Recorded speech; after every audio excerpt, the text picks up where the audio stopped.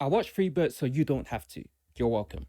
And honestly, this show feels like Bert Kreischer doing an extended therapy session on Netflix, except nobody actually told him to stop talking. The first episode basically establishes exactly what you think it is. Bert plays a version of himself going through a midlife crisis. Rob Lowe's character keeps pushing him to take his shirt off and lean back into that crazy party animal stereotype, and Bert clearly doesn't want to live inside that box anymore. He's tired of being the shirtless frat guy, but also doesn't seem to know who he is without it, which is already kind of the entire Bert Kreischer brand dilemma. How did you come up with it? The shirt? Yeah. Well, I guess I'm more comfortable without a shirt. Why? Makes no sense, right? Here's what I'm wondering. What if you cut all the other stuff way down?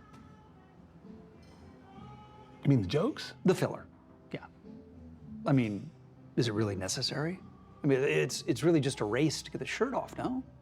And then a race again to put it back on so you can take it off again? Yeah, I don't know if I ever looked at it like that. I mean, I don't know why you're not busting that motherfucker off 20 times a show.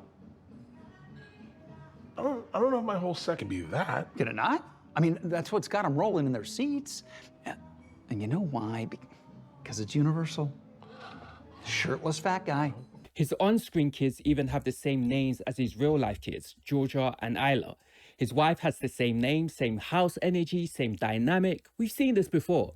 Louis C.K. did this years ago with Louis, blending real life and fiction until it almost became autobiographical performance art. You're never going to get the same things as other people. It's never going to be equal. It's not going to happen ever in your life, so you might as well learn that now, okay?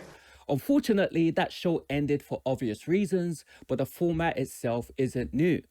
Halfway through the first episode, you get a random T-Pain jump scare and Bert ends up in the live stream moment with him. It feels like the show trying to say, yeah, he's trapped by the algorithm, trapped by the internet, trapped by younger audiences who expect him to keep being ridiculous forever. I did a private party for Rob Lowe, and he just had me take my shirt off. Who the fuck is Rob Lowe? He's from St. Elmo's Fire. I have no idea who the fuck that is. But do not listen to fucking Rob Lowe. Don't listen to Rob. Hey, yeah, fucking Corey Feldman told me to stop doing cocaine. You think I did that? Meanwhile, Georgia is struggling at a new school with bullying and teenage social pressure. Normal stuff, except it's indirectly linked to Bert saying some questionable nonsense earlier in the live stream. Personally, I find it a little weird with how much of Bert's humor bleeds into storylines involving his kids, but maybe that's just me. It definitely feeds into the growing sense that Bert doesn't really know where the boundary is anymore. We already know this is the same guy who casually talks about running OnlyFans management like it's a business idea. Tommy and I are adopting a OnlyFans girl for Two Bears. We're gonna have a Two Bears OnlyFans girl. Okay. And then we're gonna help run her OnlyFans, create her OnlyFans, generate content for her OnlyFans, Great. produce her OnlyFans, and help blow her up so she can make a ton of money. So kind of like a Kill Tony of OnlyFans, like someone who's good and talented but only has a minute. Because it's a little creepy, no? No. It's a little creepy, no? No. So Bert storms into Georgia's school to confront the situation he partially created. He's trying to be a wholesome dad in his own warped Kreischer way, well-meaning, chaotic, socially inappropriate, but emotionally sincere. The bully Kirsten low-key roasts him in front of everyone, calling him thick. You're trying to bully me now. Swing away, sister. You've never seen skin this thick. Well, that's for sure. Was that a fat joke? No. I'm sure she didn't mean it like that. Did you, Kirsten? No, your mom's right. I mean, I was just being honest. Classic mean girl energy. Naturally, Bert processes this like any mature adult would by unloading the whole situation on stage later that night with a bunch of wild jokes. Of course, someone recalls it. Of course, it goes back to school. Consequences exist in this universe, unfortunately for Bert. Episode 2 opens with the bully's parents crying because they got caught publicly. The principal bans Bert from campus, which pisses off everyone, including his kids. Then Georgia starts getting messages from the bully's boyfriend, which sends Bert into a paranoid dad mode, thinking something shady is happening. More crude humor, more Bert being Bert. We were wondering if maybe Zach has ulterior motives. Like, He wants to do a hand job for you? Isla? Oh my God. We can take it from here? Is that really what you think? That's where all the information I have is leading me, yes. Well, maybe you're right. Maybe that is what he wants, and maybe that's what he's gonna get. Excuse me? Hey, you started this. It's up to me to finish it. So the family decides to stake out the school like they're in a low-budget crime thriller. Bert sneaks inside, finds the kid in the locker room, panics, threatens him, and immediately gets caught by the guidance counselor, Jeff. Jeff drags him into his office and basically psychoanalyzes him like a bootleg therapist. Jeff breaks down the obvious. Bert is stuck performing this frat boy identity even though he's a grown man with a family.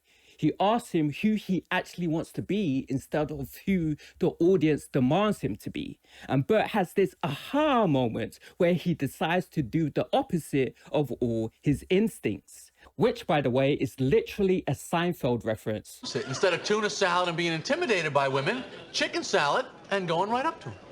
Yeah, I should do the opposite. I should. If every instinct you have is wrong, then the opposite would have to be right. Yes, I will do the opposite.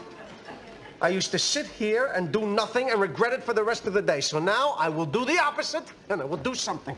So now we've got Louis DNA and Seinfeld DNA baked into this whole thing. Originality is already unlicensable.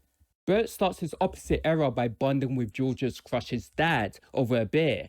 The dad casually drops a ridiculous medical overshare that becomes a recurring gag. Zach was actually born without a scrotum,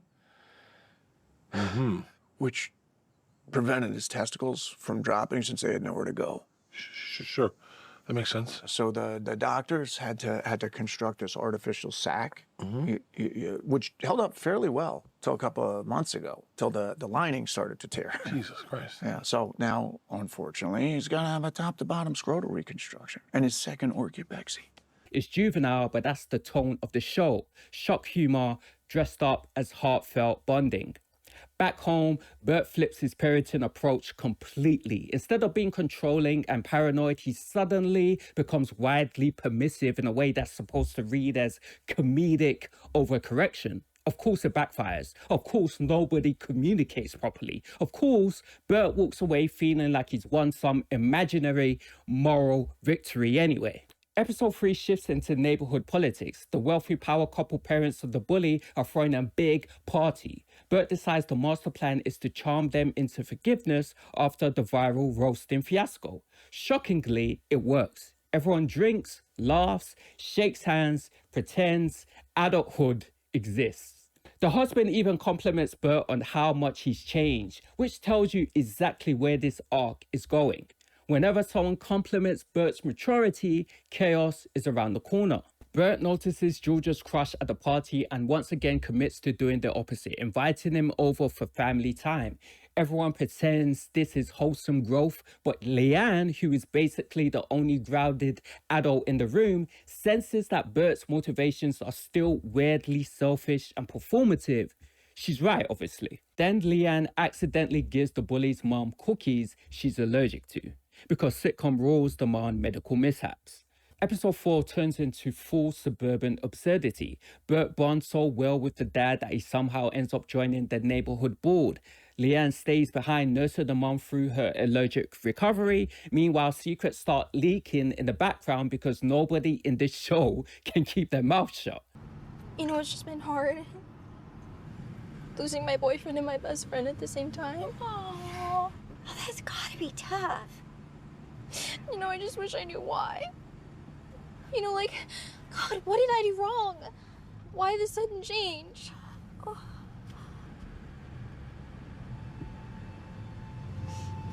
Well, I mean, maybe it's not you, you know? I mean, it might be more about him and the personal situation he's dealing with. Personal situation? What? No, I mean, not like personal situation. Just like, you know, like normal teenage stuff. Episode 5 escalates to stupidity. Bert goes on a guy's trip with the dad and his crew while the secret gets exposed. The bully figures out Bert's been playing games socially and emotionally, and now she has leverage. Middle school politics meets adult ego in the dumbest possible way. Scrotal reconstructive surgery. Right. Hey, did you just manipulate me? God, that's it. That's the connection. You don't want her dating him. Then you find out about this surgery and suddenly you do. Nope. Ice cold. Once I find out what scrotal reconstructive surgery is, I feel like I'll have all the pieces. Honestly, not even worth your time. Wouldn't even Google it. You think it's so easy, don't you? You buy a collared shirt and a pair of stupid shorts and suddenly you're one of us. You're no longer the annoying fat guy who never shuts the fuck up. Kirsten, stop. They might not see through your little facade, but I do. And I'm guessing this whole thing would crumble if this got out. What do you want? What do you think I want? Honestly, I'm still thrown by getting shaken down by a 13-year-old in my driveway. Yeah, it's unexpected. I want him back. So, you gonna play ball? Or are you gonna go down in flames?